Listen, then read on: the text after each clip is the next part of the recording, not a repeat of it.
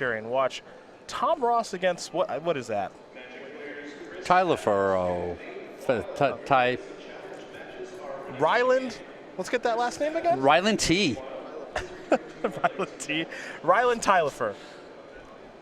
That's a tough one. You know, that's a substitute teacher's nightmare right there. Taliaferro? Just the whole thing. What's the O doing on the end of this name? Not sure. Just the whole thing's a disaster. Just ignore it? Yeah. Ryland T. Ryland Taliaferro is who we're going to watch here with blue-white control. Tom off to a good start here with a noble hierarch. An island there for Taliaferro as we go over to Zibos. And I think this should be a pretty good matchup for Tom. Obviously, he's not going to be pressured at all by the blue-white deck. It's not going to attack his hand, so his cards are always safe that way. And he's got a lot of things that stop spot removal. We're looking at 4 Vines of the Vastwood, 4 Blossoming Defense. That's huge. He also has 2 Spell Pierce in his main deck here. So, you know, when he decides to go for it, he's going to have a lot of ways to force it through. Tom with a Inkmoth Nexus into a Blighted Agent. Taliaferro has got to be worried a little bit as he's going to play a Spreading Seas. He's putting it on the board. He says, I'm going to go for one of your lands. Yeah, not sure which one. Still deciding. Yeah. It looks like it's going to resolve on Breeding Pool. So maybe trying to cut the colors of mana here as we go over to Tom. Does Tom have a win this turn is the question. Maybe. 5, 9, 10. 10. Cool, turn 3's good. Welcome back, Tom. Give that Spreading Seas back to Ryland, and we're all set. So, no muss, no fuss. Just dust off the old Affinity cards. Back in the old cat seat is Tom Ross as he wins game 1 here over Ryland Taliaferro. Infect very quickly up a game here over blue-white control. 2 Mutagenic Growths, a main phase Might of Old Croja, and Exalted from Noble Hierarch. See ya, wouldn't want to be ya. Not bad. To Ryland's credit, he did get to cast a spell. Yeah, he just Spreading Seas his opponent, kept him off another green mana. Yeah. that stopped him from taking like 14 poison that turn instead of 10. We're going to take a look at the sideboards here in just a moment. It's fun because, you know, our very skilled directors, who you guys don't get to see, who make us look good, normally during game 1, they are typing up the sideboard. Frantically typing over there. So we can present it to you, but they normally are given more than 2.5 minutes to do so. So come on, Tom. Come on. Let's give our guys a little bit more time. Let's take a look here at these sideboards. Now, I want to make sure, do I have the right one here for Tom? Are we backwards? We're backwards. Unbelievable. We're backwards because we went too fast. It's okay, it happens. Ryland, he's got 2 Stony Silence, 2 Rest in Peace, 2 Negate, 2 Dispel, a Geist of St. Trap to Blessed Alliance, a Vendilion Click, a Supreme Verdict, a Timely Reinforcements, an Elspeth Sun's Champion, and a Grafdigger's Cage. Talk to me. So I definitely like the Dispel. It's cheap. Negate seems good, but it's probably too expensive in this matchup for a lot of situations. Blessed Alliance is fine. The Vendilion Click is fine. I like that card as well. Supreme Verdict as an uncountable Wrath is pretty good. The Timely Reinforcements can be okay, getting some blockers on the board. But, you know, all these cards are good but not great. I think Infect is actually just really good lining up against this blue-white control deck. I think it's going to be tough here for Ryland for sure. For Tom, he's got 3 Ceremonious Rejection, 2 Nissa Voices Zendikar, a Cage of his own, a Relic of Progenitus, a Wild Defiance, a Dispel, a Twisted Image, a Nature's Claim, a Viridian Corruptor, Dismember, another copy of Spell Pierce, and one of Tom's favorite Infect pet cards, where he's always trying to proliferate the last point of Infect. Tezzeret's Gambit. Oh, mama. What do we like here? This is kind of a weird amalgamation of various... It's like Tom dropped his collection and he just picked things up real quick. But they all have a purpose. That's the best part. They do. Over the course of the day, like, you know, the Nissa's going to be good against somebody. You know, the Ceremonious Rejections are obviously going to be good against Eldrazi. If he gets to Tezzeret Gambit someone, there will be a Twitter post for sure. So, yeah, there's value in all of these. Sure, I expect just some very minor tweaks out of his deck. The Dispel will probably come in, the Spell Pierce might come in, and then not a whole lot of changes beyond that.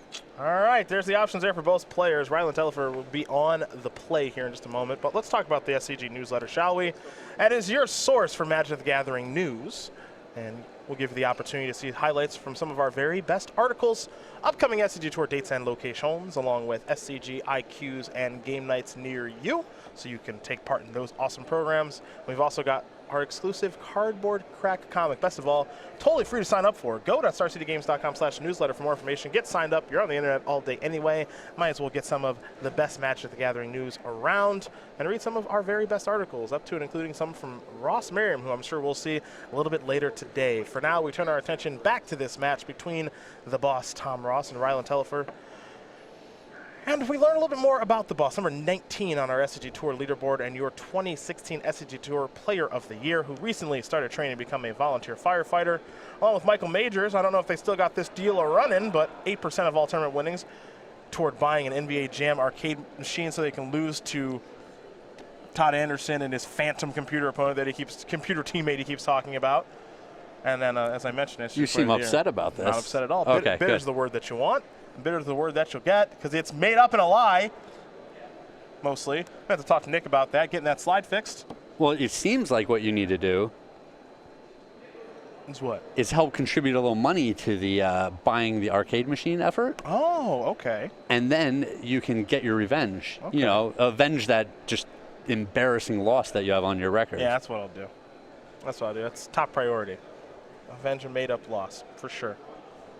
For sure. You are just full-on denial mode here. Look, I've lost Todd before, but come on. Come on with a computer opponent. And Todd's win over me was a fluke anyway, over Patrick and I. The win that didn't happen. No, the win that did happen, where he beat us, was a fluke anyway. Okay, our joysticks were broken and sticky. I'm one of those guys. Yeah. One of those guys. I hit the button and it just doesn't work. It yeah. just won't work. I don't know why. It just won't work. I think is the B button broken? I think the B button's broken. Why is he always out of turbo? Yeah. I didn't use turbo. Yeah, I didn't use turbo. We are underway here, and it looks like an irrigated farmland. That's a little funny. Just one of those there for Ryland. And for Tom Ross, a Pendelhaven into a noble hierarch.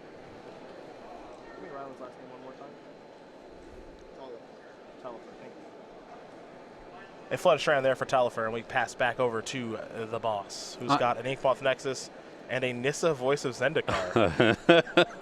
All right. This is probably not what Ryland thought he was going to be seeing on turn 3. Make a little plant token here. Are we going regular damage beatdowns then, or? Was that a Cedric Phillips That token? was a different plant token, but we're going to get Elliot Raff out here instead. That's a sweet plant. Yeah, it's a really good plant, actually.